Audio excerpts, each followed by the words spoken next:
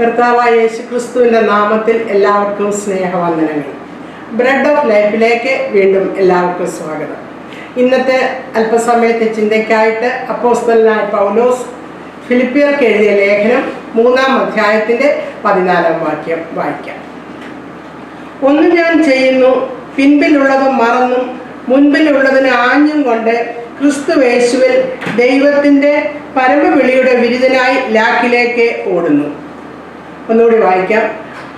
ഒന്ന് ഞാൻ ചെയ്യുന്നു, പിൻപിലുള്ളത് മറന്നും മുൻപിലുള്ളതിന് ആഞ്ഞും കൊണ്ട് ക്രിസ്തുയേശുവിൽ ദൈവത്തിൻ്റെ പരമവിളിയുടെ വിരുദ്ധനായി ലാക്കിലേക്ക് ഓടുന്നു. നമ്മൾ ഈ 2023 ആണ്ടിൻ്റെ അവസാന നിമിഷത്തിലേക്ക് കടന്നു വരികയാണ്. അപ്പോൾ തന്നെ പുതിയ വർഷത്തിൻ്റെ വാതിൽക്കൽ നാം നിൽക്കുകയാണ്. നമ്മുടെ ജീവിതത്തെ പുറകോട്ടൊന്ന് തിരിഞ്ഞു നോക്കാം. കഴിഞ്ഞ ഒരു വർഷക്കാലം കർത്താവ് നമ്മളെ നടത്തിയ വഴികളെ നമുക്കൊന്ന് ഓർക്കാം. ഒരു വർഷക്കാലം മാത്രമല്ല, നമ്മൾ ജനിച്ച നാൾ മുതൽ ഇതുവരെയും ദൈവത്തിൻ്റെ വിശ്വസ്ത കരം നമ്മളെ നടത്തിയത് കൊണ്ടാണ് നമ്മളിപ്പോൾ ജീവനുള്ളവരുടെ ദേശത്ത് ജീവനുള്ള ദേഹിയായി നാം ആയിരിക്കുന്നത്. ദൈവത്തിനെ നന്ദിപൂർവ്വം നമുക്ക് സ്തുതിക്കാം. കർത്താവിൻ്റെ മുമ്പിൽ നമുക്ക് വണങ്ങാം. സകലത്തോടും കൂടി ദൈവത്തിന് സ്തോത്രം കരയേറ്റാം. കഴിഞ്ഞ ഒരു വർഷക്കാലം നമ്മുടെ എല്ലാ വേളകളിലും, നമ്മുടെ സുഖത്തിൻ്റെ വേളകളിലും നമ്മുടെ ദുഃഖത്തിൻ്റെ വേളകളിലും നമ്മുടെ എല്ലാ സാഹചര്യങ്ങളിലും കർത്താവ് നമ്മളോട് കൂടെ ഇരുന്നു. നമ്മളെ പല വിഷയങ്ങളിൽ കൂടി പല സാഹചര്യങ്ങളിൽ കൂടി നാം കടന്നു പോയപ്പോൾ പ്രയാസത്തിൻ്റെ വേളകളിൽ നമ്മളെ ആശ്വസിപ്പിച്ചു കർത്താവ്. രോഗത്തിൻ്റെ വേളകളിൽ നമുക്ക് സൗഖ്യമൊക്കെ കർത്താവ് തന്നു. പ്രതിസന്ധികളിൽ കൂടി നമ്മൾ കടന്നു പോയപ്പോൾ കർത്താവ് വഴികൾ നമുക്ക് തുറന്നു തന്നു. ദൈവത്തിൻ്റെ ആലോചന നമുക്ക് തന്നു, നമ്മളെ വഴി നടത്തി. നമ്മളെ കൊണ്ട് സാധിക്കുകയില്ല എന്ന് വിചാരിച്ച പല കാര്യങ്ങളും ചെയ്യുവാൻ ദൈവം നമുക്ക് കൃപ നൽകി. പല പ്രാർത്ഥനകൾക്കും നമുക്ക് മറുപടി തന്നു. അപ്പോൾ തന്നെ നമ്മുടെ പല പ്രാർത്ഥനകൾക്കും മറുപടി നമുക്ക് ലഭിച്ചില്ല. സാമ്പത്തികമായ ഞെരുക്കങ്ങളും പ്രയാസങ്ങളും ഒക്കെ നമ്മുടെ ജീവിതത്തിൽ ഉണ്ടായി. വിവിധമായ ശോധനകളിൽ കൂടിയൊക്കെ കടന്നു പോകേണ്ടി വന്നു. എന്നാൽ ഇത്രത്തോളം യഹോവ നമ്മെ സഹായിച്ചു എന്ന് പറഞ്ഞുകൊണ്ട് ദൈവസന്നിധിയിൽ നമ്മുടെ ജീവിതത്തെ നമുക്ക് ഒരു പ്രാവശ്യം കൂടി ദൈവസന്നിധിയിൽ നമ്മുടെ ജീവിതത്തെ സമർപ്പിക്കാം. ദൈവവചനം പറയുന്നത് എല്ലാ നല്ല ദാനവും തികഞ്ഞ വരവൊക്കെയും ഉയരത്തിൽ നിന്ന് വെളിച്ചങ്ങളുടെ പിതാവിൽ നിന്ന് നമുക്ക് ലഭിച്ചിരിക്കുന്നുവെന്നാണ്. അത് എല്ലാ നല്ല ദാനങ്ങളും ഉയരങ്ങളിലെ നമ്മുടെ വെളിച്ചങ്ങളുടെ പിതാവായ നമ്മുടെ ദൈവത്തിൽ നിന്നാണ് എല്ലാ നല്ല ദാനങ്ങളും നമുക്ക് ലഭിച്ചിരിക്കുന്നത്. ആ നല്ല ദാനങ്ങളെ ഓർത്ത് നമുക്ക് ദൈവത്തിനെ നമുക്ക് നന്ദി കരയേറ്റാം. ഇസ്രായേൽ ജനം അവര് കനാൻ ദേശത്തേക്ക് പോകുമ്പോൾ അവർ എരിഹോ സമഭൂമിയിൽ വന്നെത്തി. ഇനിയും അവർ ജോർദാൻ നദി കടക്കേണ്ടതായിട്ടുണ്ട്. അപ്പോൾ ആ നദി കടക്കുന്നതിന് മുമ്പായിട്ട് യോശുവ അവരെ നയിച്ച യോശുവ അവർക്ക് ഒരു ഇൻസ്ട്രക്ഷൻ കൊടുക്കുന്നുണ്ട്. അത് യോശുവയുടെ പുസ്തകം 3-ാം അധ്യായത്തിൻ്റെ നമുക്ക് 3-4 വാക്യങ്ങളിൽ അത് നമുക്ക് കാണുവാൻ കഴിയും. ഇങ്ങനെയാണ് യോശുവ അവരോട് ഇങ്ങനെ പറയുന്നുണ്ട്. അവിടെ എഴുതിയിരിക്കുന്നത്, നിങ്ങളുടെ ദൈവമായ യഹോവയുടെ നിയമപ്പെട്ടകത്തെയും അതിനെ ചുമക്കുന്ന ലേവ്യരായ പുരോഹിതന്മാരെയും നിങ്ങൾ കാണുമ്പോൾ നിങ്ങളുടെ സ്ഥലം വിട്ട് പുറപ്പെട്ട് അതിൻ്റെ പിന്നാലെ ചെല്ലണം. എന്നാൽ നിങ്ങൾക്കും അതിനും ഇടയിൽ 2000 മുഴം അകലമുണ്ടായിരിക്കണം. അതിനോട് അടുക്കരുത്. അങ്ങനെ നിങ്ങൾ പോകേണ്ടുന്ന വഴി അറിയും. ഈ വഴിക്ക് നിങ്ങൾ മുൻപേ പോയിട്ടില്ലല്ലോ. അപ്പോൾ ഇസ്രായേൽ മക്കള് ഒരു പുതിയ സ്ഥലത്തേക്ക് കടന്നു പോവുകയാണ്. അവരെങ്ങനെയാണ് പോകേണ്ടതെന്ന് യോശുവ അവർക്ക് പറഞ്ഞു കൊടുക്കുകയാണ്. പെട്ടകം ചുമക്കുന്ന പുരോഹിതന്മാരെ ഫോളോ ചെയ്യണമെന്നാണ്, അല്ലെങ്കിൽ പെട്ടകത്തെ ഫോളോ ചെയ്യണം. പെട്ടകം അവിടെ കാണിക്കുന്നത് ദൈവത്തെയും ദൈവത്തിൻ്റെ സാന്നിധ്യത്തെയുമാണ് കാണിക്കുന്നത്. അവിടെ പറയുന്നത്, നിങ്ങൾ ഈ കടക്കുവാൻ പോകുന്ന വഴിയിൽ കൂടെ നിങ്ങൾ മുമ്പ് പോയിട്ടില്ല. കാരണം അത് നിങ്ങൾക്ക് അറിയാൻ വയ്യാത്തൊരു പുതിയ വഴിയാണ്. എന്നാൽ ദൈവത്തെയും ദൈവിക സാന്നിധ്യത്തെയും നിങ്ങൾ പോകുമ്പോൾ ഈ പുതിയ വഴിയിൽ കൂടി പോകുവാൻ തക്കവണ്ണം ദൈവം നിങ്ങളോട് കൂടെ ഇരുന്ന് നിങ്ങൾക്ക് വഴി കാണിച്ചു തരുമെന്നാണ് യോശുവ അവരോട് പറഞ്ഞത്. അപ്പോൾ അവർ ആ പെട്ടകത്തെ ഫോളോ ചെയ്ത് പോയപ്പോൾ ആ പെട്ടകം ചുമന്ന പുരോഹിതന്മാര് ആ കര കവിഞ്ഞൊഴുകുന്ന ആ യോർദാൻ നദിയിൽ അവരുടെ കാലുകൾ വെച്ചപ്പോൾ തന്നെ എന്ത് സംഭവിച്ചു? ആ കരകവിഞ്ഞൊഴുകിയ വെള്ളം രണ്ട് വശത്തേക്ക് മാറി അവർക്ക് അവിടെ ഒരു വഴി അവിടെ ഒരുക്കി കൊടുത്തു. അതിൻ്റെ പിറകെ ഈ ഇസ്രായേൽ മക്കള് യാത്ര ചെയ്തു. പ്രിയപ്പെട്ടവരെ, നമ്മളീ പോകാൻ പോകുന്ന 2024 നമ്മൾ മുമ്പ് പോയിട്ടുള്ള വഴിയല്ല.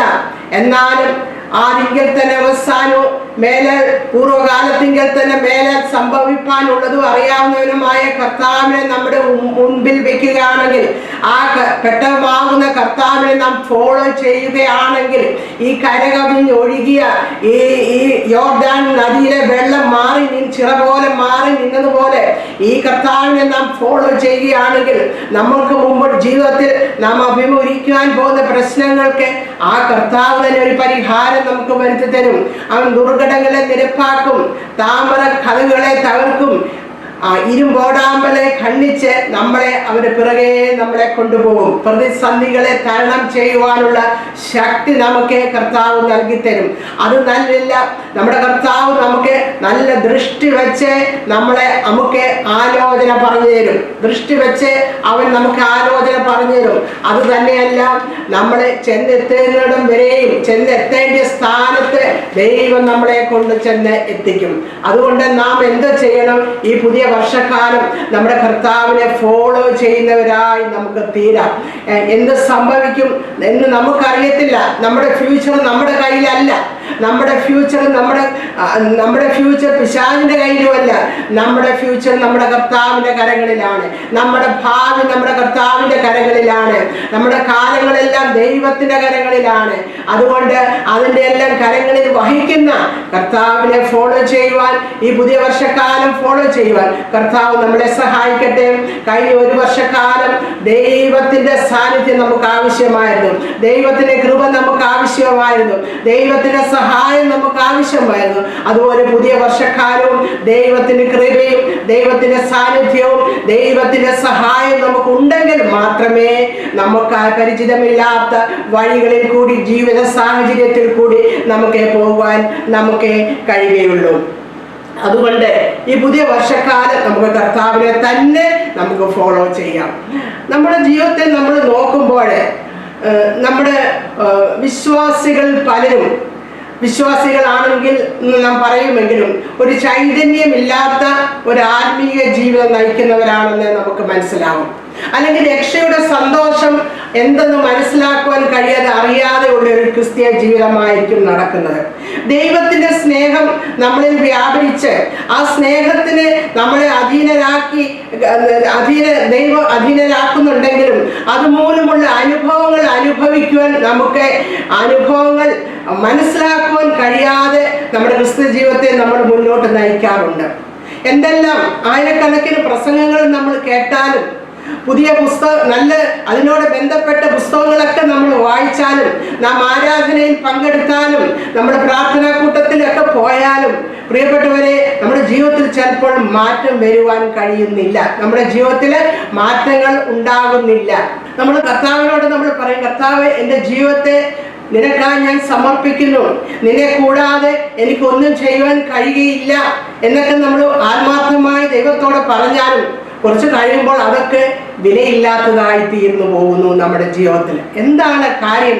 അത് തന്നെയല്ല, കർത്താവിന്റെ പ്രകാശം നമ്മളിൽ കൂടി വെളിച്ചമായി പ്രകാശിപ്പിക്കുവാൻ നമുക്ക് കഴിയാതെ വരുന്നു. എന്താണ് ഇതിനൊക്കെ കാരണം?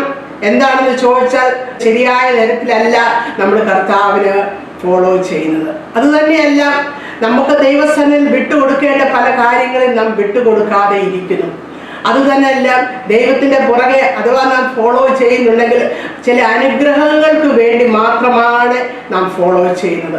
അതുകൊണ്ട് നമ്മൾ വിചാരിക്കുന്നത്, അല്ലെങ്കിൽ കർത്താവ് നമ്മളെ കുറിച്ച് ആഗ്രഹിക്കുന്ന തരത്തിലുള്ള ഒരു ക്രിസ്തീയ ജീവിതം നമുക്ക് ക്രിസ്തീയ ജീവിതം നയിക്കുവാൻ കഴിയാതെ പോകുന്നു. എന്നാൽ പൗലോസ് എന്താണ് പറഞ്ഞത്? ഇന്ന് നമ്മൾ കുറിവാക്യമായി വായിച്ച വാക്യം നമുക്ക് ഒന്നുകൂടെ നോക്കാം. അവിടെ പൗലോസ് പറഞ്ഞത്, ഒന്ന് ഞാൻ ചെയ്യുന്നു, പിൻപിലുള്ളത് മറന്നും മുമ്പിലുള്ളതിന് ആഞ്ഞും കൊണ്ട് ക്രിസ്തുവേശുവിൽ ദൈവത്തിന്റെ പരമവിളിയുടെ വിരുദ്ധനായി ലാക്കിലേക്ക് ഓടുന്നു എന്നാണ്. അവിടെ പൗലോസ് പറയുന്നത്, എന്നെക്കുറിച്ച് ദൈവത്തിന് ഒരു വിളിയുണ്ട്. ആ ദൈവത്തിന്റെ പരമവിളിയുടെ വിജയത്തിന് ലാക്കാക്കിക്കൊണ്ട് ലക്ഷ്യത്തിലേക്ക് ഞാൻ അതിവേഗം ഓടുകയാണെന്നാണ് പറയുന്നത്. ആ പരമവിളിയുടെ അവസാനം എനിക്ക് വിജയം ലഭിക്കണം. ആ വിജയം ലഭിക്കുവാൻ വേണ്ടി ഞാൻ ലക്ഷ്യത്തിലേക്ക് ഓടുകയെന്നാണ് പൗലോസ് പറയുന്നത്. എങ്ങനെയാണ് പൗലോസ് ഓടുന്നത്? ഇപ്പോഴും ഓടുകയാണെന്നാണ് പൗലോസ് പറയുന്നത്. 30 വർഷക്കാലത്തെ ക്രിസ്തീയ ജീവിതത്തിന് ശേഷമാണ് പൗലോസ് ഫിലിപ്പിയിലെ ജയിലിൽ കിടന്നുകൊണ്ട് ഇത് എഴുതുന്നത്. 30 വർഷക്കാലം ക്രിസ്തീയ ജീവിതം നയിച്ചതിന് ശേഷം പൗലോസ് പറയുകയാണ്, ഞാൻ ലക്ഷ്യത്തേക്ക് ഓടിക്കൊണ്ടിരിക്കുകയാണെന്ന് പറയുന്നു. എങ്ങനെയാണ് പൗലോസ് ഓടുന്നത്? പൗലോസ് പിൻപിലുള്ളതിനെ മറന്നും, പിൻപിൽ തനിക്ക് നോക്കുകയാണെങ്കിൽ പല കാര്യങ്ങളും താൻ അച്ചീവ് ചെയ്തിട്ടുണ്ട്. മറ്റുള്ളവരുടെ വെച്ച് നോക്കുകയാണ്, മറ്റുള്ളവരെക്കാട്ടിലും വലിയ വലിയ കാര്യങ്ങൾ താൻ ക്രിസ്ത്യ ജീവിതത്തിൽ താൻ നേടിയിട്ടുണ്ട്. ഒരു വിജയകരമായ ക്രിസ്ത്യ ജീവിതം നയിക്കുവാൻ തനിക്ക് കഴിഞ്ഞിട്ടുണ്ട്. അപ്പോൾ തന്നെ തൻ്റെ ക്രിസ്തീയ ജീവിതത്തിൽ പലതരത്തിലുള്ള കഷ്ടങ്ങളും പ്രയാസങ്ങളും പരിശോധനകളും ഒക്കെ താൻ അഭിമുഖീകരിച്ചിട്ടുണ്ട്. എന്നാൽ പൗലോസ് പറയാണ്, എൻ്റെ അച്ചീവ്മെന്റ്സിനെയോ അല്ലെങ്കിൽ ഞാൻ കടന്നുപോയ കഷ്ടങ്ങളെ എല്ലാം ഞാൻ പിൻപിൽ മറന്നുകൊണ്ട് മുൻപിലേക്ക് ആ ലക്ഷ്യത്തിലേക്ക് എത്തുവാൻ വേണ്ടി ഞാൻ വീണ്ടും ഓടിക്കൊണ്ടിരിക്കുകയാണെന്നാണ് പൗലോസ് ഇവിടെ പറയുന്നത്. പൗലോസ് ആരെയെങ്കിലും നോക്കി ഓടുകയാ, മറ്റുള്ളവരെ നോക്കി ഓടുകയാണ് അല്ല പൗലോസ് ചെയ്തിരുന്നത്. നമ്മുടെ പൗലോസ് ഇപ്പോഴും ഓടിക്കൊണ്ടിരിക്കുമ്പോൾ ഇതുവരെയും താൻ നയിച്ച ആത്മീയ ജീവിതത്തെ കുറിച്ച് പൗലോസിന് തൃപ്തിയില്ല എന്ന് നമുക്ക് കാണുവാൻ കഴിയും. പലർക്കും ഇന്ന് തങ്ങളുടെ ക്രിസ്തീയ ജീവിതത്തെ പറ്റി ഓർക്കുമ്പോൾ വളരെ തൃപ്തിയാണ്. എല്ലാ ആഴ്ചയും ചർച്ചിൽ പോകുന്നുണ്ട്, പ്രാർത്ഥനകളിൽ സംബന്ധിക്കുന്നുണ്ട്, ദശാംശം കൊടുക്കുന്നുണ്ട്, അതുകൊണ്ട് തൃപ്തി അനുഭവിക്കുന്നു. കാരണം മറ്റുള്ളവരുമായിട്ട് കമ്പയർ ചെയ്യുമ്പോൾ. എന്നാൽ പൗലോസ് മറ്റുള്ളവരുമായിട്ട് തൻ്റെ ജീവിതത്തെ കമ്പയർ ചെയ്യുന്നില്ല. കമ്പയർ ചെയ്താൽ ഒരുപക്ഷെ പൗലോസ് ആയിരിക്കും അവരെക്കാട്ടി കൂടുതലായിട്ട്. പൗലോസിന് പല കാര്യങ്ങളും പോസ്റ്റ് ചെയ്യാനുണ്ട്. അത് തന്നെ പൗലോസിന് അഹങ്കാരം ഒരു പക്ഷെ ഉടലെടുക്കും. എന്നാൽ പൗലോസ് മറ്റുള്ളവരെ അല്ല നോക്കുന്നത്. പൗലോസ് തന്നെയും കർത്താവിനെയും നോക്കിക്കൊണ്ടാണ് പൗലോസ് ഓടുന്നത്. അപ്പോൾ നമുക്ക് മനസ്സിലാക്കാൻ കഴിയും, നമ്മുടെ ഓട്ടത്തിന്റെ ആ വേഗത കൂട്ടണമെങ്കിൽ, അല്ലെങ്കിൽ നമ്മുടെ ആത്മീയ ജീവിതത്തിന് നമുക്കൊരു വളർച്ച സംഭവിക്കണമെങ്കിൽ, നമുക്കൊരു ഡിവൈനായിട്ടുള്ള ഒരു ഡിസാറ്റിസ്ഫാക്ഷൻ ഉണ്ടെങ്കിലേ നമുക്ക് വീണ്ടും ഓടുവാൻ കഴിയുള്ളൂ. നമുക്കറിയാം, പൗലോസ് ഇവിടെ ക്രിസ്തീയ ജീവിതത്തെ ഒരു ഓട്ടക്കളമായിട്ടും ഒരു വിശ്വാസിയെ ഒരു അത്ലറ്റുമായിട്ടാണ് ഇവിടെ ഓടുന്ന ആളുമായിട്ടാണ് ഇവിടെ കണ്ടിരിക്കുന്നത്. അതുകൊണ്ടാണ് ഓട്ടക്കളത്തിൽ ഓടുന്നത് അനേകം എന്നൊക്കെ പൗലോസ് കൊരിന്ത്യർ ലേഖനത്തിലൊക്കെ പറയുന്നുണ്ട്. എന്നാൽ എങ്ങനെയാണ് ഈ ഓട്ടക്കളത്തിൽ ഓടേണ്ടത്? ഒരു സ്പിരിച്വലായിട്ടൊരു വളർച്ച നമുക്ക് ആഗ്രഹമുണ്ട് എന്നുള്ള നമ്മൾ ആഗ്രഹിക്കുന്ന തരത്തിൽ നമ്മൾ ഓടിയെങ്കിൽ മാത്രമേ നമുക്ക് ലക്ഷ്യസ്ഥാനത്ത് നമുക്ക് എത്തുവാൻ കഴിയുള്ളൂ. സങ്കീർത്തന പുസ്തകം 42-ാം അധ്യായത്തിന്റെ 1-2 വാക്യത്തിൽ ഇങ്ങനെ പറയുന്നുണ്ട്, മാൻ നീർത്തോടുകളിലേക്ക് കടക്കുവാൻ കാംക്ഷിക്കുന്നത് പോലെ ദൈവമേ എൻ്റെ ആത്മാവ് നിന്നോട് ചേരുവാൻ കാംക്ഷിക്കുന്നു, എൻ്റെ ആത്മാവ് ദൈവത്തോട് ചേരുവാൻ കാംക്ഷിക്കുന്നു എന്ന് അവിടെ സങ്കീർത്തനക്കാരൻ അവിടെ പറയുന്നുണ്ട്. അപ്പോൾ ദൈവത്തോട് തന്നെ ചേരുവാനാണ് ആഗ്രഹിക്കുന്നതെന്ന് അവിടെ പറയുന്നത്.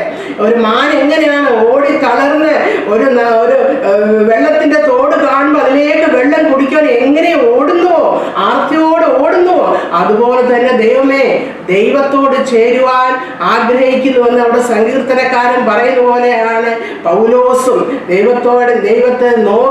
ദൈവത്തെ മാത്രം നോക്കി ദൈവത്തോട് ചേരുവാൻ വേണ്ടി ആ ലക്ഷ്യസ്ഥാനത്തേക്ക് എത്തുവാൻ വേണ്ടി പൗലോസ് ഓട്ടം ഓടുന്നത്. അപ്പോൾ നമുക്ക് കാണുവാൻ കഴിയും, ക്രിസ്തു ദൈവത്തെ പൗലോസ് പറയുന്ന മുമ്പിലുള്ളതിനെ മറന്നും പിമ്പിലുള്ള ലാക്കാക്കി കൊണ്ടാണ് ഓടുന്നത്. നമ്മുടെ ഓട്ടത്തെ തളർത്തുന്ന പല സാഹചര്യങ്ങൾ നമ്മുടെ ജീവിതത്തിൽ നമ്മുടെ സാഹചര്യങ്ങളിൽ നിന്ന് ഉടലെടുക്കും. ഒരു അത്ലറ്റിനെ സംബന്ധിച്ചോളം പല സ്പോർട്സിൽ അവന് ഇൻവോൾവ് ആയാലും അവന് ശരിയായിട്ട് അവന് പ്രൈസ് കിട്ടത്തില്ല, അവന് ലക്ഷ്യത്തിലേക്ക് പോകാൻ കഴിയുകയില്ല. ഒരു കാര്യത്തിൽ മാത്രം, ഒന്നുകിൽ ക്രിക്കറ്റിൽ, അല്ലെങ്കിൽ ഫുട്ബോളിൽ, അല്ലെങ്കിൽ ബാസ്കറ്റ് ബോളിൽ, ഏതെങ്കിലും ഒന്നിൽ മാത്രം ലക്ഷ്യം വെച്ചെങ്കിലേ അവന് പ്രൈസ് ലഭിക്കുകയുള്ളൂ. അതുപോലെയാണ് പൗലോസ് പറഞ്ഞു, ഒന്ന് ഞാൻ ചെയ്യുന്നു എന്ന്. അപ്പോൾ നമ്മുടെ കർത്താവിന്റെ പിറകെ ഫോളോ ചെയ്ത് അവന്റെ പിറകെ നാം ഓടിയെങ്കിൽ മാത്രമേ നമുക്കും പ്രൈസ് ലഭിക്കുവാൻ, ലക്ഷ്യത്തിലേക്ക് എത്തുവാൻ നമുക്ക് കഴിയുള്ളൂ. അപ്പോൾ നമുക്ക് നോക്കാം എങ്ങനെയാണ് നമ്മൾ ഓടേണ്ടത്. നമുക്ക് നോക്കാം. ഒന്നാമതായിട്ട് നമ്മൾ ഓടേണ്ടതിന് നമുക്ക് മുൻപേ ഓട്ടം തികച്ച നമ്മുടെ കർത്താവിനെ നോക്കിക്കൊണ്ട് നമുക്ക് ഓടാം. നമ്മൾ കർത്താവിനെ നോക്കിക്കൊണ്ട് അവനോട് വിശ്വാസത്തിന്റെ നായകനും പൂർത്തി വരുത്തുന്നതിനുമായ കർത്താവിനെ നോക്കിക്കൊണ്ട് നമുക്ക് ഓടാം. നമ്മുടെ ലക്ഷ്യം, നമ്മുടെ ദൃഷ്ടി കർത്താവിലേക്ക് മാത്രമായിട്ട് തീരാം. നാം അങ്ങനെ കർത്താവിലേക്ക് മാത്രം ദൃഷ്ടി ചായ്ച്ച് ഓടിയവരെല്ലാം ലക്ഷ്യസ്ഥാനത്ത് എത്തിയിട്ടുണ്ട്. അബ്രഹാം ദൈവത്തിന്റെ തേജസ് കണ്ടിറങ്ങിയ വ്യക്തിയാണ്. അബ്രഹാം ദൈവത്തിന്റെ തേജസ് കണ്ട് ഇറങ്ങിയ വ്യക്തി. അബ്രഹാമിന്റെ ജീവിതത്തിൽ ഒത്തിരി പരാജയങ്ങളൊക്കെ ഉണ്ടായി, അബ്രഹാമിന്റെ ജീവിതത്തിൽ വീഴ്ചകൾ ഉണ്ടായി. എന്നാൽ അബ്രഹാം ലക്ഷ്യസ്ഥാനത്ത് എത്തുന്നതായിട്ട് നമുക്ക് കാണുവാൻ കഴിയുന്നുണ്ട്. അപ്പോൾ നമുക്ക് മനസ്സിലാക്കും, ക്രിസ്ത്യ ജീവിതം എന്ന് പറയുന്നത് പെർഫെക്റ്റ് ആയിട്ടുള്ള ഒരു ജീവിതം നയിക്കുമ്പോഴാണ് വിജയകരമായ ക്രിസ്ത്യ ജീവിതം നയിക്കുന്നതെന്ന് നമുക്ക് പറയുന്നത് ശരിയല്ല. നമ്മുടെ ജീവിതത്തിൽ വീഴ്ചകൾ ഉണ്ടാകും, നമ്മുടെ ജീവിതത്തിൽ ബലഹീനതകൾ ഉണ്ടാവും. എന്നാൽ ഈ വീഴ്ചകളെയും ബലഹീനതകളൊക്കെ നമ്മുടെ ജീവിത പരാജയങ്ങൾ ഉണ്ടാകും. എന്നാൽ അതുണ്ടാകുമ്പോൾ ദൈവത്തിൽ ആശ്രയിച്ചുകൊണ്ട്, ഇതിൽ നിന്ന് നാം പഠിക്കേണ്ട പാഠങ്ങൾ പഠിച്ചുകൊണ്ട് നമ്മൾ ഒരു വിശുദ്ധ ജീവിതം നയിക്കുവാൻ തക്കവണ്ണം കർത്താവിന്റെ രക്തത്താൽ നമ്മൾ കഴുകൽ പ്രാപിച്ചുകൊണ്ട് നമ്മുടെ ദൈവത്തെ അനുസരിച്ച് വിശ്വാസത്തിൽ നാം മുന്നോട്ട് പോകുമ്പോൾ മാത്രമേ നമ്മുടെ ക്രിസ്തീയ ജീവിതത്തിൽ നമുക്ക് വിജയകരമായ ഒരു ജീവിതം, ഒരു ഓട്ടം ഓടുവാന് നമുക്ക് കഴിയുകയുള്ളൂ. അബ്രഹാമിനെ സംബന്ധിച്ചിടത്തോളം അബ്രഹാം വിട്ടുപോകുന്നതിനെ നോക്കുമ്പോൾ തിരിച്ചോടുവാൻ, തിരിച്ചു പോകാൻ അബ്രഹാമിനെ ഒരു പക്ഷേ അബ്രഹാമിനെ പ്രേരിപ്പിച്ചെന്നിരിക്കാം. അബ്രഹാമിന് ചുറ്റുമുള്ള സാഹചര്യങ്ങളെ നോക്കുമ്പോഴും ഓട്ടം നിന്നുപോയെന്ന് വരാം. എന്നാൽ അത് തന്നെയല്ല, അബ്രഹാമിന്റെ ജീവിതത്തിൽ നിരാശകളുണ്ടായി. അബ്രഹാമിന്റെ ജീവിതത്തിൽ അവിശ്വാസം, നിരാശ, പ്രാർത്ഥനയ്ക്ക് മറുപടി ലഭിക്കുന്നില്ല, പ്രാർത്ഥനയ്ക്ക് മറുപടി ലഭിക്കുവാൻ താമസിക്കുന്നു. ഇങ്ങനെയുള്ള നിരാശ വേളകളിലും നിരുത്സാഹം ഉണ്ടാക്കുന്ന വേളകളിലെല്ലാം അബ്രഹാമിന്റെ കണ്ണുകൾ യഹോവയിലേക്ക് തന്നെയായിരുന്നു. അബ്രഹാമിന്റെ കണ്ണുകൾ ദൈവത്തിങ്കിലേക്ക് തന്നെയായിരുന്നു. അതുകൊണ്ട് അബ്രഹാമിന് ഓട്ടത്തിന് അവിടെ ഒരു വീഴ്ചയുണ്ട്. ഓട്ടം നിന്നു പോകാതെ ആ ഭാരത്തിൽ ദൈവത്തിന്റെ സന്നിധിയിൽ എത്തുന്നവരെയും വീഴാതെ എത്തുന്നത് വരെയും കർത്താവിനെ നോക്കി ആ പരാജയങ്ങളോ വീഴ്ചകളോ നിരാശകളോ ഉണ്ടായപ്പോൾ ദൈവത്തിങ്കിലേക്ക് കണ്ണ് ഉയർത്തിയത് കൊണ്ട് തളർന്നു പോകാതെ മുന്നോട്ട് പോകുവാൻ കഴിഞ്ഞു. നമ്മുടെ ജീവിതത്തിൽ നോക്കുമ്പോൾ ദാവീദിന്റെ ജീവിതത്തിൽ അങ്ങനെയായിരുന്നു. ദാവീദ് പറയുന്നു, എൻ്റെ കണ്ണ് ഞാൻ പർവ്വതങ്ങളിലേക്ക് ഉയർത്തുന്നു, എൻ്റെ സഹായം ഇവിടെ നിന്ന് വരുന്നു. ദാവീദിന്റെ കണ്ണുകൾ എപ്പോഴും ദൈവത്തിങ്കിലേക്കായിരുന്നു. ഇങ്ങനെയുള്ള നിരുത്സാഹപ്പെടുത്തുന്ന നിരാശജനകമായ സാഹചര്യത്തിലായിരുന്നു ജോസഫ്. അപ്പോൾ ജോസഫിന്റെയും കണ്ണുകൾ ദൈവത്തിങ്കിലേക്കായിരുന്നു.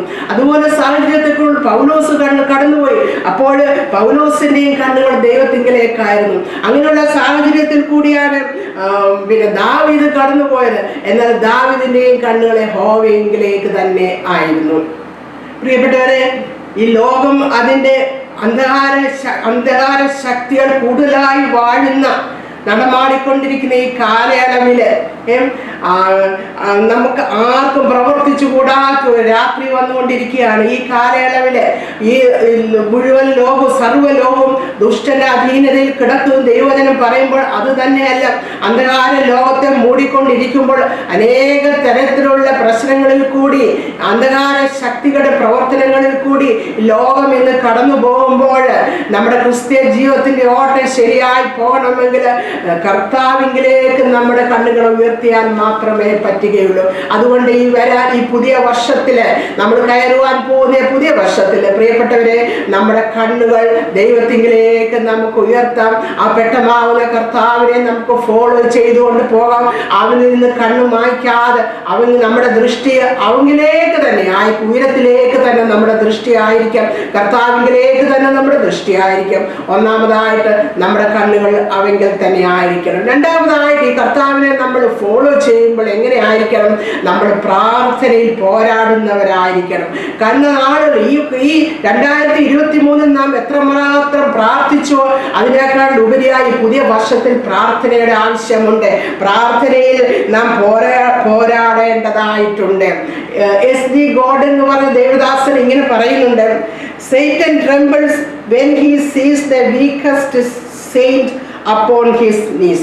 അതായത് ഒരു വിശുദ്ധനായ മനുഷ്യൻ, അവൻ എത്ര ബലഹീനനാണെങ്കിൽ അവൻ വിശുദ്ധനായ അവൻ മുട്ടുമേൽ നിൽക്കുമ്പോൾ അത് കണ്ടുകൊണ്ട് പിശാച് വിറയ്ക്കുമെന്നാണ് പറയുന്നത്. അപ്പോൾ നമ്മുടെ പ്രാർത്ഥനാ ജീവിതത്തിന് എത്രമാത്രം കഴിഞ്ഞ കാലം ഇരട്ടിയായിട്ട് നമ്മൾ പ്രാർത്ഥിക്കേണ്ടതായ ആവശ്യമുണ്ട്. അപ്പം പിശാചിന്റെ തന്ത്രങ്ങളോട് എതിർത്ത് നിൽക്കുവാൻ ദൈവത്തിന്റെ സർവായുധ വർഗം ധരിക്കുമെന്ന് ദൈവജനത്തിൽ പറയുമ്പോൾ ആ സർവായുധ വർഗം അവിടെ പറഞ്ഞിട്ടുള്ളത് ധരിക്കുമ്പോൾ തന്നെ ഒരു യുദ്ധം ചെയ്യുവാനുള്ള എനർജി, സാത്താനോട് പോരിടാനുള്ള ഫൈറ്റ് ചെയ്യുവാനുള്ള എനർജി നമുക്ക് ലഭിക്കുന്നത് പ്രാർത്ഥനയിൽ കൂടി മാത്രമാണ്. ഈ പ്രാർത്ഥനയാണ് നമ്മളെ പ്രൊട്ടക്റ്റ് ചെയ്യുന്നത്. നമ്മുടെ കർത്താവിന്റെ പ്രാർത്ഥനാ ജീവിതത്തെ പറ്റി നമുക്കറിയാമല്ലോ. എപ്പോഴും പ്രാർത്ഥിച്ചുകൊണ്ടിരുന്നു. നിർജ്ജന പ്രദേശത്ത് പോയി അതിരാവിലെ പോയി പ്രാർത്ഥിച്ചു. ഒരു വലിയ കാര്യങ്ങൾ ചെയ്യുമ്പോൾ അതിനു മുന്നേ പ്രാർത്ഥിച്ചിരുന്നു. അപ്പോസ്തലന്മാരെ തിരഞ്ഞെടുക്കുന്നതിന് മുമ്പായി പോയി പ്രാർത്ഥിച്ചു. പരീക്ഷയിൽ അകപ്പെടുന്നതിന് മുമ്പായി ഗെത്സമന തോട്ടത്തിൽ കണ്ണുനീരോടുകൂടി അവിടെ പ്രാർത്ഥിച്ചു. അങ്ങനെ തന്നെ പുത്രനായ നമ്മുടെ കർത്താവിന് പ്രാർത്ഥന ഇത്രത്തോളം ആവശ്യമായിരുന്നെങ്കിൽ വെറും ജഡമായ നമുക്ക് എത്രമാത്രം പ്രാർത്ഥന ഈ ലോകത്ത് ജീവിക്കുവാൻ ആവശ്യമുണ്ടെന്നുള്ളത് നമ്മൾ ചിന്തിക്കണം. പ്രാർത്ഥന നമ്മളെ പ്രൊട്ടക്റ്റ് ചെയ്യും. സാത്താന്റെ കെണിയിൽ നിന്ന് നമ്മളെ രക്ഷിക്കും. പ്രാർത്ഥന ഇല്ലെങ്കിൽ നമ്മുടെ പ്രൊട്ടക്ഷൻ എല്ലാം പോകും. പ്രത്യേകിച്ച് നാം ആത്മാവിൽ പ്രാർത്ഥിക്കുന്നവരായി തീരണം. നമ്മൾ ആത്മാവിൽ പ്രാർത്ഥിക്കുമ്പോൾ പിശാചിന്റെ കെണികളെ തകർക്കുവാൻ ആ പ്രാർത്ഥനയ്ക്ക് കഴിയും. നമ്മുടെ ആത്മാവ്, പരിശുദ്ധാത്മാവ്, നമ്മളിലുള്ള ദൈവത്തിന്റെ ആത്മാവാണ് പ്രാർത്ഥിക്കുന്നത്. അതുകൊണ്ട് ആത്മാവിൽ പ്രാർത്ഥിക്കുവാൻ നാം ഒരുമ്പെടണം. അത് തന്നെയല്ല നമ്മൾ ഇന്ന് നോക്കുമ്പോൾ എല്ലായിടത്തും തകർച്ച, ഭവനങ്ങളിൽ തകർച്ച, സഭകളിൽ തകർച്ച, സൊസൈറ്റിയിൽ തകർച്ച, ഇതെല്ലാം നടമാടുമ്പോൾ ഇതിനെ അതിജീവിക്കുവാൻ നമ്മുടെ വ്യക്തിപരമായ ജീവിതത്തിൽ നാം മുന്നേറണമെങ്കിൽ, സാത്താന്റെ പ്രവൃത്തികളെ അതിജീവിക്കണമെങ്കിൽ എല്ലാം പ്രാർത്ഥന ആവശ്യമാണ്. അത് ദൈവവചനം ലാമെന്റേഷൻ, വിലാപങ്ങളുടെ പുസ്തകം 3-ാം അധ്യായം 19-ാം വാക്യത്തിൽ ഇങ്ങനെ ഒരു വാക്യമുണ്ട്. അവിടെ പറയുന്നത്, രാത്രിയിൽ യാമാരംഭത്തിങ്കൽ എഴുന്നേറ്റ് നിലവിളിക്കാം, നിന്റെ ഹൃദയത്തെ വെള്ളം പോലെ കർത്തൃസന്നിധിയിൽ പകരുക, വീതികളുടെ തലക്കിലൊക്കെയും വിശപ്പ് കൊണ്ട് തളർന്നു കിടക്കുന്ന നിന്റെ കുഞ്ഞുങ്ങളെ ജീവരക്ഷയ്ക്കായി അവങ്കിലേക്ക് കൈമലർത്തുക എന്നും. നിങ്ങളുടെ ഹൃദയത്തെ രാത്രിയുടെ യാമങ്ങളിൽ എഴുന്നേറ്റ് നിങ്ങളുടെ ഹൃദയത്തെ ദൈവത്തിലേക്ക് കർത്തൃസന്നിധിയിൽ പകരുക, നിങ്ങളുടെ കുഞ്ഞുങ്ങളുടെ ജീവരക്ഷയ്ക്കായി കരയുക എന്നവിടെ എഴുതിയിരിക്കുന്നു. പ്രിയപ്പെട്ടവരെ, പ്രാർത്ഥനയിൽ പോരാടും. നമ്മുടെ കുടുംബങ്ങൾ, കുഞ്ഞുങ്ങൾക്ക് വേണ്ടി. കുഞ്ഞുങ്ങൾ വഴിതെറ്റിപ്പോകുന്നു. കുഞ്ഞുങ്ങൾ വഴിയറിയാതെ, നല്ല മിടുക്കരായ കുഞ്ഞുങ്ങൾ എന്ത് തിരഞ്ഞെടുക്കണമെന്ന് അറിയാതെ വഴിതെറ്റിപ്പോകുന്നു. കുടുംബജീവിതം തകർന്നു പോകുന്നു. പ്രായഭേദമന്യേ പലരുടെയും കുടുംബജീവിതം തകർന്നുകൊണ്ടിരിക്കുന്ന ഈ നാളുകളിലെ പിശാച് കുഞ്ഞുങ്ങളെയും വലിയവരെയും ചെറുവരെയും എല്ലാം ഒരുപോലെ വഴിതെറ്റിക്കുന്ന ഈ കാലങ്ങളിൽ നമുക്ക് ജീവിക്കണമെങ്കിൽ, പിശാചിനോട് പോരാടണമെങ്കിൽ നമുക്ക് പ്രാർത്ഥനയിൽ കൂടി മാത്രമേ കഴിയുള്ളൂ. പ്രാർത്ഥനയുടെ ആവശ്യകതയെ പറ്റി പറയുകയാണ്. അത് തന്നെയാണ് ദൈവഗീതം സംബന്ധിച്ചൊക്കെയും നമ്മൾ പൂർണ്ണ നിശ്ചയമുള്ളവരായി തീരേണ്ടതിന് നമ്മൾ പ്രാർത്ഥനയിൽ പോരാടണം. കൊലോസ്യ ലേഖനം 4-ാം അധ്യായം 12-ാം വാക്യത്തിൽ ഇങ്ങനെ പറയുന്നുണ്ട്. അവിടെ പറയും, നിങ്ങൾ തികഞ്ഞവരും ദൈവഗീതം സംബന്ധിച്ചൊക്കെയും പൂർണ്ണ നിശ്ചയമുള്ളവരുമായി നിൽക്കേണ്ടതിന് അവൻ നിങ്ങൾക്ക് വേണ്ടി പ്രാർത്ഥനയിൽ പോരാടുന്നു. അവൻ എന്ന് പറഞ്ഞ എപ്പഫ്രാസിന്റെ കാര്യമാണ്. ഹിതത്തെക്കുറിച്ചാണ് പറയുന്നത്. ദൈവത്തിൻ്റെ ഹിതം നാം അറിയണമെങ്കിൽ, ദൈവം നമ്മളോട് സംസാരിക്കുന്നത് നമ്മൾ കേൾക്കണമെങ്കിൽ എല്ലാം നാം പ്രാർത്ഥനയിൽ പോരാടുന്നു. അന്നേരം ഈ പുതിയ വർഷക്കാലം നമ്മുടെ പ്രാർത്ഥനയിൽ പോരാടുന്നു. പ്രാർത്ഥനയുടെ എത്രമാത്രം ആവശ്യമുണ്ട് എന്ന് മനസ്സിലാക്കി കഴിഞ്ഞ വർഷത്തിനേക്കാൾ ഇരട്ടിയായി പ്രാർത്ഥനയിൽ പോരാടുവാൻ കർത്താവ് പുതിയ വർഷക്കാലം നമ്മൾക്ക് ആഹ്വാനം തരികയാണ്. പ്രാർത്ഥനയെ പറ്റി വേറൊരു കാര്യം കൂടി ഇങ്ങനെ പറയുന്നുണ്ട്. Prayer is the easiest and hardest of all things, the simplest and the sublimest, the weakest and the most powerful. Its result lie outside the range of human possibilities. പ്രാർത്ഥനയെ പറ്റി പറയാം. സിമ്പിളായിട്ടുള്ളതാണ് പ്രാർത്ഥന, എന്നാൽ വളരെ കത്തുന്നതായിട്ടുള്ളതാണ് പ്രാർത്ഥന. വളരെ ഈസിയാണ് പ്രാർത്ഥന, എന്നാൽ വളരെ ഹാർഡസ്റ്റ്, എപ്പോഴും നമുക്ക് പ്രാർത്ഥിക്കാൻ പറ്റാതെ വരും. ഹാർഡസ്റ്റ് ആയിട്ടുള്ളതാണ് പ്രാർത്ഥന. വളരെ വീക്കസ്റ്റ് ആയിട്ടുള്ളതാണ് പ്രാർത്ഥന, അപ്പോൾ തന്നെ വളരെ പവർഫുൾ ആയിട്ടുള്ളതാണ് പ്രാർത്ഥന. മനുഷ്യന്റെ പ്രവൃത്തികൾക്ക് ചെന്നെത്തുവാൻ കഴിയാത്ത ഇടങ്ങളിൽ പ്രാർത്ഥനയ്ക്ക് ചെന്നെത്തുവാൻ കഴിയുന്നുണ്ട്. അതുകൊണ്ട് നമുക്ക് ഈ പുതിയ വർഷം പ്രാർത്ഥനയിൽ പോരാടാം. അടുത്തതായിട്ട് നമ്മൾ ദൈവവചനത്തെ ധ്യാനിക്കുന്നവരായി, ദൈവവചനത്തെ വിശ്വസിക്കുന്നവരായി, ദൈവവചനത്തെ അനുസരിക്കുന്നവരായി നമുക്ക് തീരാം. ഈ പുതിയ വർഷത്തിൽ നമ്മുടെ ക്രിസ്ത്യ ജീവിതത്തിന്റെ അടിസ്ഥാനം ദൈവത്തിന്റെ വചനം തന്നെ ആയിരിക്കട്ടെ എന്ന് ദൈവം നമ്മളെ പറ്റി ആഗ്രഹിക്കുന്നു. നമ്മുടെ കർത്താവ് തന്നെ അതിരാവിലെ പിതാവിന്റെ സന്നിധിയിൽ ചെന്ന് പിതാവിന്റെ കയ്യിൽ നിന്ന് ഓർഡേഴ്സ് വാങ്ങിക്കൊണ്ടാണ് അന്ന് പകൽക്കാലത്തെ കാര്യങ്ങൾ കർത്താവ് ചെയ്തിരുന്നത്. കർത്താവിന്റെ യോഹന്നാന്റെ സുവിശേഷം 8-ാം അധ്യായം 29-ാം വാക്യത്തിൽ ഇങ്ങനെ പറയുന്നുണ്ട്, ഞാൻ എപ്പോഴും അവന് പ്രസാദമുള്ളത് ചെയ്യുന്നത് കൊണ്ട് അവൻ എന്നെ ഏകനായിട്ട് വിട്ടിട്ടില്ല എന്ന്. കർത്താവിന് പ്രസാദമുള്ളത് ചെയ്യുന്നത് കൊണ്ട് അവൻ എന്നെ പിതാവിന് പ്രസാദമുള്ളത് ചെയ്യുന്നത് കൊണ്ട് അവൻ എന്നെ ഏകനായിട്ട് വിട്ടിട്ടില്ല എന്ന്.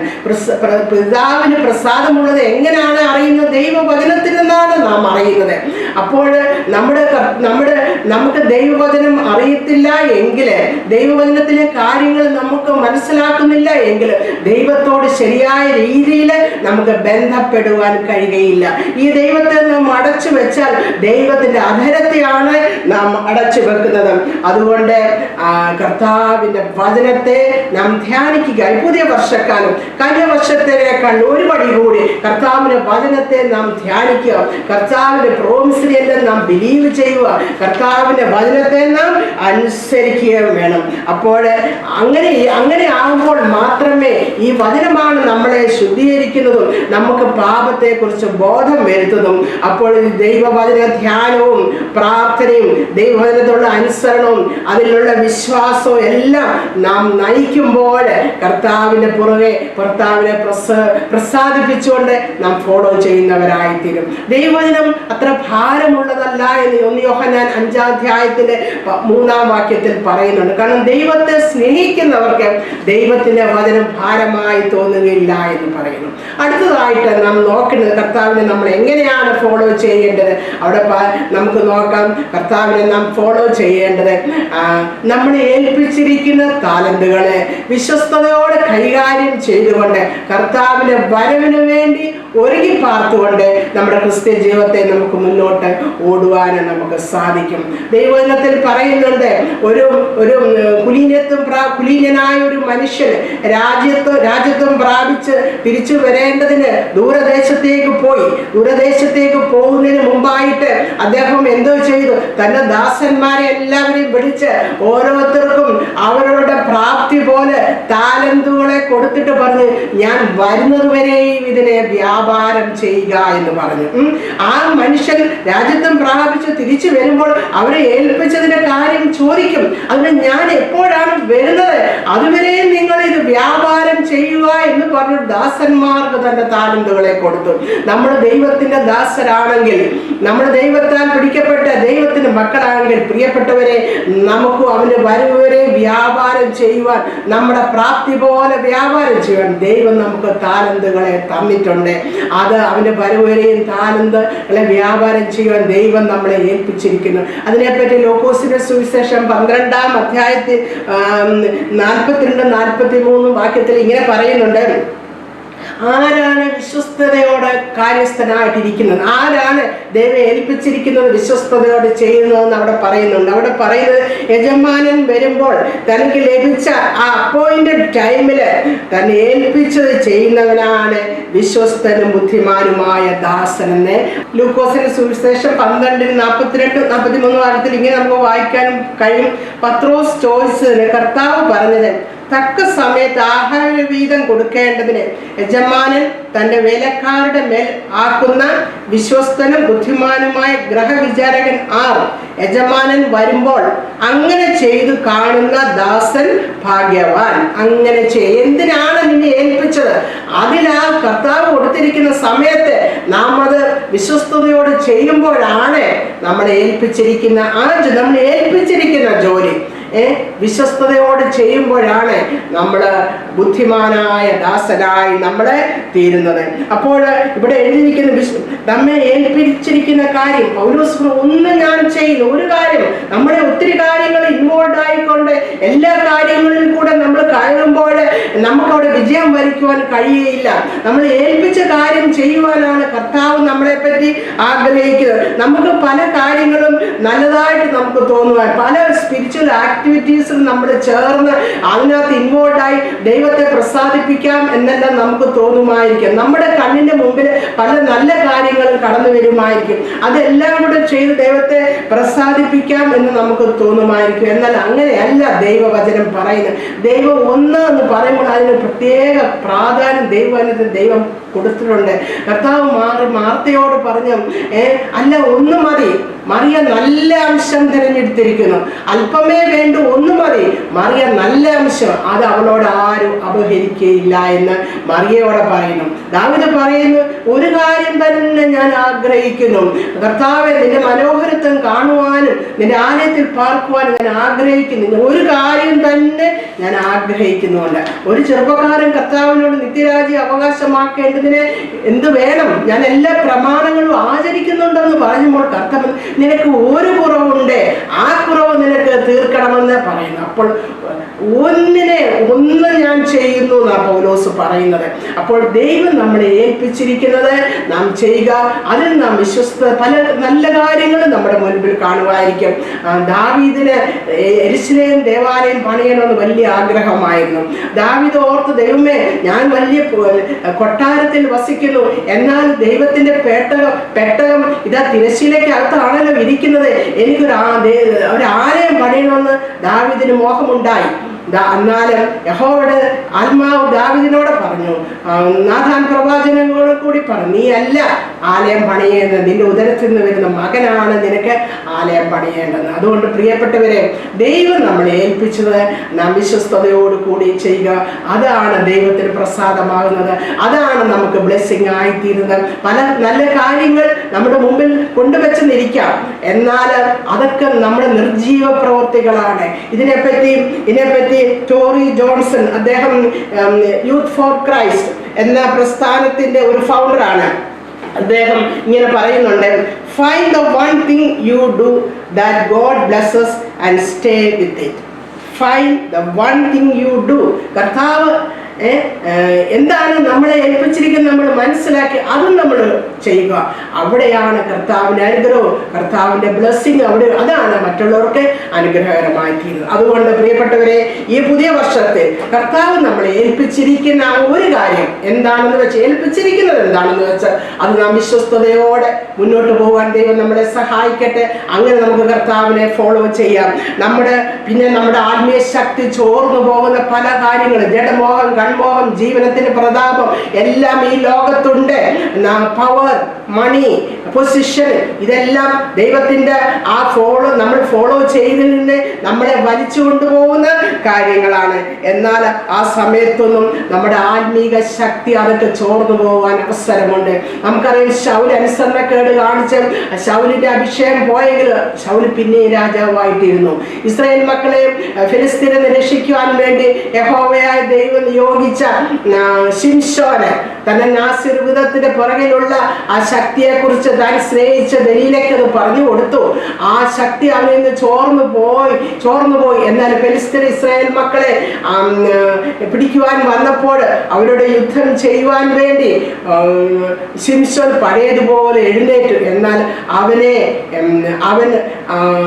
യഹോവയായ ദൈവം വിട്ടുമാറിയെന്നറിയാതെ ഫിലിസ്തീനോട് യുദ്ധം ചെയ്യുവാൻ വേണ്ടി അവനെ എഴുന്നേറ്റു എന്ന്. എന്തുകൊണ്ടാണ്? അവന്റെ ശക്തിയുടെ രഹസ്യം അതവിടെ അവനവിടെ വെളിപ്പെടുത്തിയത് കൊണ്ട് ദൈവത്തിനോടുള്ള ഉടമ്പടിയിൽ നിന്ന് അവൻ മാറുകയായിരുന്നു. അപ്പോൾ പ്രിയപ്പെട്ട, നമ്മുടെ ആത്മീക ശക്തി ചോർന്നു പോകുന്ന പല അനുഭവങ്ങളും നമ്മുടെ ജീവിതത്തിലുണ്ട്, ഈ ലോകത്തിലുണ്ട്, പല സാഹചര്യങ്ങളും ഈ ലോകത്തിലുണ്ട്.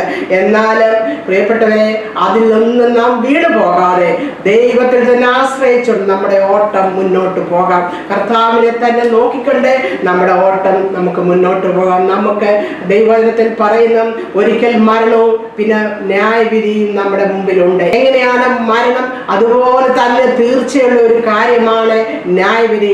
നമ്മൾ ന്യായവിധിക്ക് ദൈവത്തിന് മുമ്പാകെ നിൽക്കേണ്ടുന്ന ഒരു സമയമുണ്ട്. അതുകൊണ്ട് പ്രിയപ്പെട്ടവരെ, നമ്മുടെ ഓട്ടം നമുക്ക് കർത്താവിനെ നോക്കിക്കൊണ്ട്, കർത്താവിനെ ഫോളോ ചെയ്തുകൊണ്ട്, പ്രാർത്ഥനയിൽ നമുക്ക് പോരാടിക്കൊണ്ട്, ദൈവവചനത്തിൽ നാം വിശ്വസിച്ച് അനുസരിച്ചുകൊണ്ട്, നമുക്ക് തന്നിരിക്കുന്ന താലന്തുകളും നമ്മൾ ശരിയായ തരത്തിൽ വ്യാപാരം ചെയ്തുകൊണ്ട് അവൻ വരുന്നുണ്ട് വരെ നമ്മുടെ മരണമാണെങ്കിൽ അങ്ങനെ അല്ല, കർത്താവിന്റെ വരവാണ് ആദ്യം എങ്കിൽ അങ്ങനെ കർത്താവിന്റെ വരം വരെയും നമുക്ക് ഏൽപ്പിച്ചിരിക്കുന്നത് നമ്മൾ വ്യാപാരം ചെയ്തുകൊണ്ട് ദൈവത്തിൽ ആശ്രയിച്ചുകൊണ്ട് നമുക്ക് ഈ പുതിയ വർഷം മുന്നോട്ട് ഓടുവാൻ ദൈവം നമ്മളെ സഹായിക്കുമാറാകട്ടെ. അതിനുവേണ്ടി ദൈവകരങ്ങളിലേക്ക് നമ്മളെ തന്നെ സമർപ്പിക്കാം. ഈ വചനങ്ങളാൽ ദൈവം നമ്മളെ അനുഗ്രഹിക്കുമാറാകട്ടെ.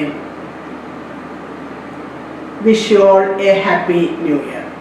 God bless you all. നമുക്കൊരു നിമിഷം പ്രാർത്ഥിക്കാം. കർത്താവേ, ഞങ്ങൾ ഒരു പുതിയ വർഷത്തിലേക്ക് കടക്കുവാൻ പോവുകയാണല്ലോ. ഈ പുതിയ വർഷത്തിൽ കർത്താവിനെ അനുഗമിച്ചുകൊണ്ട് ഓടുവാൻ, ഞങ്ങളുടെ ക്രിസ്ത്യ ജീവിതത്തെ നയിക്കുവാൻ ഞങ്ങളെ നീ സഹായിക്കണം. പ്രാർത്ഥനയിൽ പോരാടുവാൻ, ദൈവവചനത്തിൽ ഉറച്ചു നിൽക്കുവാനും ഞങ്ങളെ ഏൽപ്പിച്ചിരിക്കുന്നത് കർത്താവ് വിശ്വസ്തയോട് കൈകാര്യം ചെയ്തുകൊണ്ട് ഈ ലോകത്തിൽ അനുരൂപപ്പെട്ടു പോകാതെ ദൈവത്തിൽ ആശ്രയിച്ചുകൊണ്ട്, ആത്മശക്തി ചോർന്നു പോകാതെ നിന്നിൽ ആശ്രയിച്ചുകൊണ്ട് മുന്നോട്ട് പോകുവാൻ ഞങ്ങളെ സഹായിക്കണമേ എന്ന് പ്രാർത്ഥിക്കുന്നു. അതിന് അവിടുത്തെ സാന്നിധ്യം ഞങ്ങളെ ഭരിക്കണം. കർത്താവെ, പ്രാർത്ഥന കേട്ടതിനെ ഓർത്ത് സ്തോത്രം. കർത്താവായ യേശുക്രിസ്തുവിന്റെ നാമത്തിൽ തന്നെ ആമേൻ. കർത്താവ് അനുവദിച്ചാൽ നമുക്ക് വീണ്ടും